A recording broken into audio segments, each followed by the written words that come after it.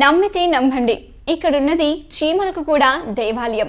మీరు కర్ణాటకలో ఉన్న కుక్కల దేవాలయం కూడా విని ఉంటారు. అయితే కేరళలో చీమలకు ప్రత్యేకమైన దేవాలయం నిర్మించారన్న విషయం గురించి మీకు తెలుసా? ఏమిటి, చీమలకు కూడా దేవాలయమా అని ఆశ్చర్యపడకండి. అవును, ఈ దేవాలయానికి అనేక మంది భక్తులు వస్తూ ఉంటారు. ఆశ్చర్యం ఏమిటంటే ఈ దేవాలయంలోని చీమలకు స్థల పురాణం ఉంది. ఈ విచిత్రమైన దేవాలయం ఉండేది కేరళ రాష్ట్రం యొక్క కాన్పూర్ జిల్లాలో కొట్టెం అనే స్థలంలో.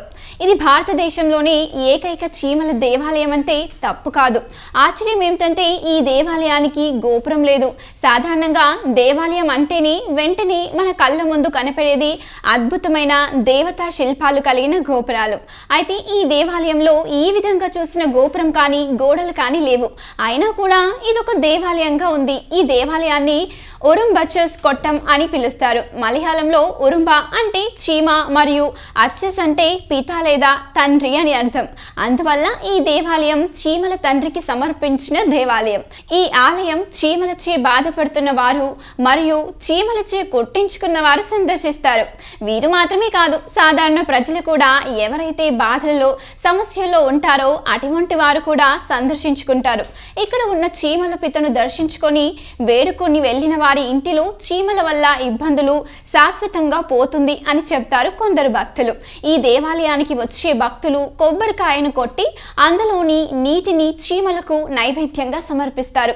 ఈ ఆలయం గోపురం లేని వృత్తాకారంలో ఉన్న ఒక నిర్మాణం. ఇక్కడ చీమల కోసం ఏ విధమైన గోపురము లేదు. ఆలయానికి కొంత దూరంలో ఆర్చ్ మీద దేవాలయం అని వ్రాయబడి ఉంటుంది. అప్పుడే మీకు ఇక్కడ దేవాలయం ఉంది అని తెలుస్తుంది. ఈ దేవాలయం యొక్క స్థల పురాణం అంతరి దేవతల కన్నా విభిన్నంగా ఉంటుంది. అదేంటంటే ఈ దేవాలయం ఉన్న స్థలంలో వడ్రంగి ఒక్కడే ఉండేవాడు. అతడే గణేశ దేగులు. ఒక చెక్క మీద గణపతి అనే పేరును చెక్కి అక్కడ పెట్టినాడంట. మరుదినం అక్కడ చెక్కిన గణేశుడు అక్కడ లేదట. దాని బదులు అక్కడ ఒక పెద్ద చీమల పుట్ట నిర్మితమై ఉందట. ఆ ప్రదేశం నుంచి ఒక అడుగు దూరంలో గణేశుని ఫలకం పడి ఉన్నదట. ఇదొక దైవ సంకేతం అని తెలుసుకున్న గ్రామ ప్రజలు చీమలకు ఒక వృత్తాకారంలో దేవాలయాన్ని నిర్మించారట. ఇప్పటికీ ఆ ఫలకం పడిన స్థలంలో ఉదయ మంగళం గణేశ దేవాలయం అని పిలుస్తారు. ఇదొక మూఢనమ్మకమో లేక వారి యొక్క భక్తో తెలీదు. వారి నమ్మకానికి ఇక వదిలివేయాలి.